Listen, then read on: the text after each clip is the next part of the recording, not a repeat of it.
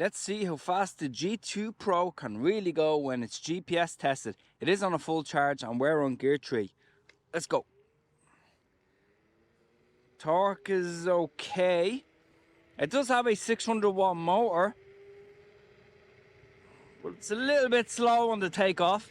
But let's see what the maximum speed it can really do. Display is saying we're going 50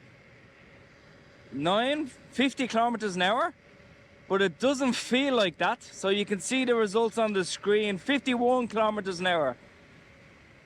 That's as fast as this can go. Okay, ooh. So you can see by the GPS results there, we were actually getting around 47 kilometers an hour. Now, what's so different about the G2 Pro compared to the M4 Pro? I think the build quality has definitely improved on the G2 Pro, from the frame design for one, and the torque seems a small bit better compared to the M4 Pro that I had previously.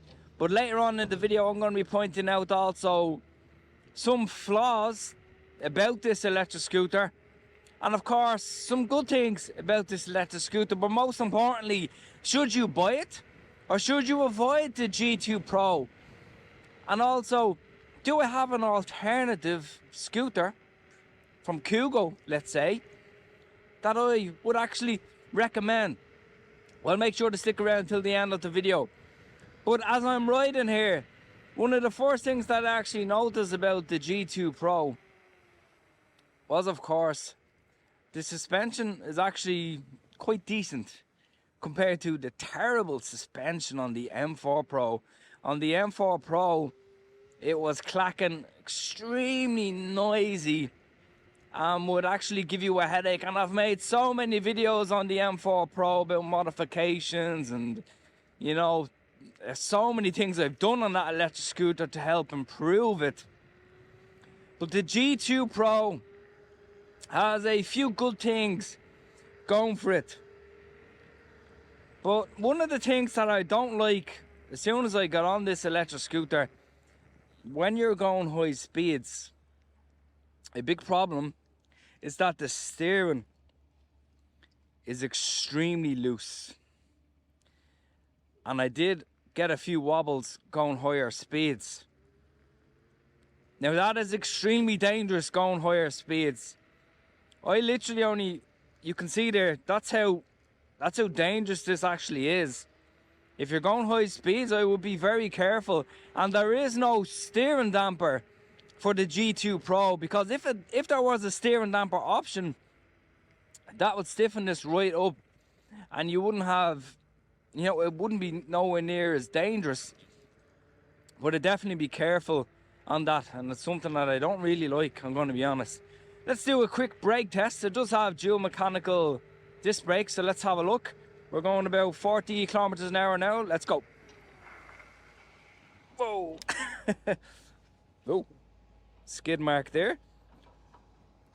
Brakes are actually quite decent enough. A few good features that I actually like about this is that it has a nice horn. It also has indicators, left, right.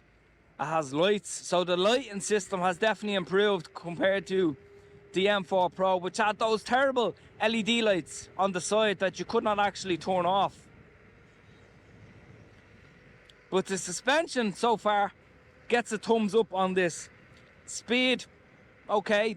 One thing that I would be a little bit cautious about is if you live in a hilly area, constant hills, this scooter would probably not, you know, survive those hills much longer. So I'll definitely be careful on that point. But again, you can see the wobble there. Like, that's really dangerous. I don't like that at all. I wish that was a bit more stiffer. And this scooter's brand new. I literally have, what, 2 kilometers on this electric scooter. Let me just stop here for 1 second. We'll have a little bit of a closer look, and then we'll be able to get into the review in a lot more detail. Now, one thing that I actually do like is that the back of it is actually quite sturdy. No wobbling there. Suspension system much better compared to the M4 Pro, like what I mentioned. Has indicators all around. One thing, when I did take this out of the box, now the unboxing's pretty simple. You just put the handlebars on, make sure everything is tight, piece of cake really. Don't like about the scooter is the deck is actually quite small. If you have big feet, I would definitely avoid this. Now, of course, this scooter, I don't have it on right now. It does come with a seat. You just put the 4 screws into this point here. The seat is completely detachable, of course. So I think seating would be only good if you're going long distances. This kickstand on it is actually quite good quality, and it seems to be sturdy enough. Brakes are good, lights are good. On the M4 Pro, the handlebars would kind of collapse slowly over time. Then you have to adjust, tighten everything. But on this you have 3 height adjustments, which is good, which means you don't have to worry about that at all. And of course, the grips on this are actually nice and soft on your hands. Thumb throttle here. This is used to fold the electric scooter if you want.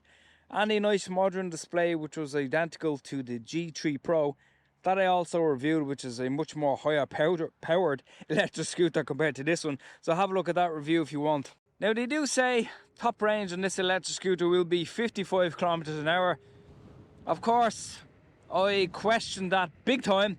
I'd say at most, going fast as possible, you will get around the 30 kilometer hour distance in reasonably, you know, temperatures of around 10-15 degrees if you weigh around 75-80 kilograms like myself.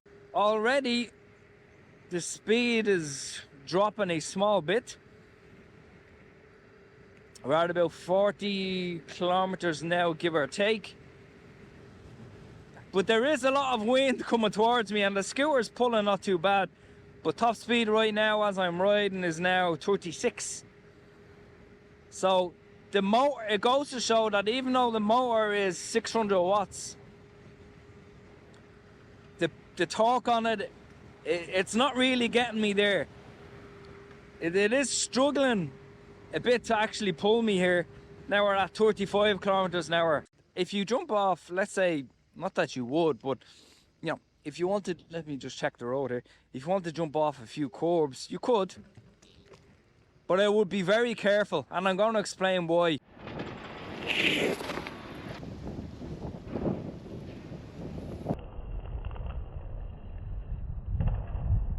And first off, thank you to Kugo for sending me the G2 Pro to review.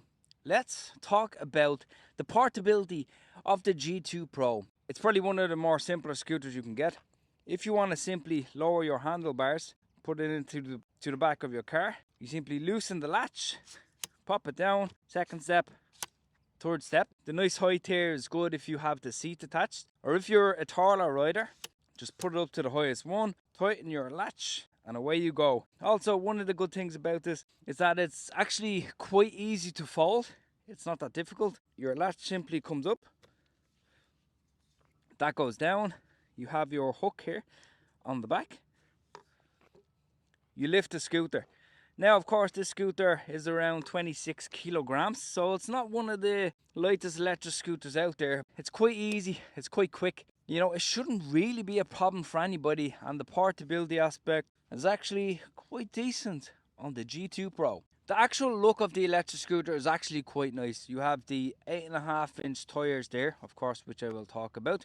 You have a nice frame design coming along up here around the back, and of course you have that very reputable suspension that a lot of electric scooters use nowadays. Only one flaw is the deck is quite narrow, so you're going to struggle to kind of stay comfortable if you're going long distances, which is a little bit of a concern. Of course, if you use the seat, you will be a lot more comfortable. You have that nice orange and black type of contrast. I think it's been improved a lot since the M4 Pro, and they have learned a lot about that. Okay, I think, of course, that the suspension, the way it's designed, suspension is actually, has a little bit of a bounce in it. Like, I think it's a fun electric scooter because it's so light as well. Like, it'll easily come up off the actually come up off the ground. Let's talk about the performance. Let me show you that back motor there. We're going the higher top speed there, and we're on gear 3. I absolutely question the way they say it's a 600 watt motor. The torque doesn't feel like it's there at all. Even with a bit of wind coming towards me, and as I was coming here, the scooter was still struggling to kind of push me, and that is a bit worrying. I think a hilly area, completely avoided. You will kill the battery, you will probably burn the controller, and it will be kind of disappointing. So from a performance standpoint, yes, the speed is great, but the torque is extremely poor. So I definitely question that. And well, regards to safety, you have this is actually one of the better lights I've seen. This is actually the same light that was on the M4 Pro and has 4 LED lights in it. But you also have lights at the front part of the deck here, and you have them at the back also. Plus you have indicators, and the brakes are actually quite decent on this electric scooter. So from a safety standpoint, it has pretty much everything you need, but it is only IP54. So if you live in an area where it rains a lot, definitely be skeptical about using this electric scooter. And I might have an alternative scooter for you, so please keep watching because I'm going to talk about that now in a couple of minutes. The price that it's at right now, I think it's a little bit too high considering for what you're getting. And the reason why I say that is the tires on this electric scooter are of poor quality and are extremely soft. And I can guarantee that you're going to get a puncture on this extremely fast, even if you have the PSI up to the 45 PSI mark, because I had that problem on the M4 Pro. Yes, it's a better scooter than the M4 Pro, but the tires are definitely going to give you a headache. I can guarantee it. If the price was a bit lower, maybe €100 lower, I think it's worth the value. But at this point in time, as I'm making this video, my opinion still stands. I don't think it's worth the money that it's getting asked for right now. But don't worry, I have an electric scooter from KuKo that I reviewed recently. But who would the G2 Pro be for? Okay, because you have the seat option. If you're somebody like me in the past, when I used to have to travel to work every single day, I would have to go 30 kilometers every day on my M4 Pro. Because I had the seat on the M4 Pro, it made that trip so much more comfortable because I was doing over 150 kilometers a week, and after a while your back legs can get fatigued and you can have pain. So I think because you have the seat option there, for longer distances it's a good electric scooter. But also it's for those people who would like to get into the electric scooter market but are not afraid, I'm going to repeat this, who are not afraid of maintenance. Particularly, again, I'm talking, I know I keep saying it, but I'm talking about those punctures. If you like repairing things, playing around with things, maybe even changing a few controllers, data cables, displays, I think it's a good electric scooter for somebody to learn, to tinker around with, and to get to know, to kind of know them, I guess you'd say, a lot better. It's definitely not for somebody, hilly areas, rainy country, who need a lot of power to get somewhere fast. So we lead up to this point. The G2 Pro has potential issues. So what would I recommend? If you're saving for an electric scooter and if you're in the same price range roughly as this, the KuKo M3. I reviewed that about 3-4 weeks ago now, I think. It is built better than this. It is IPX7 rated. To be honest, you have to look at the review. It is 10 times better than this, and guess what? The M3 is cheaper and it came out after this, and the tire quality is better. The overall design, I loved that M3 model, I really did. So I would avoid the G2 Pro unless you absolutely hands down need that seat and you're not afraid to get your hands dirty.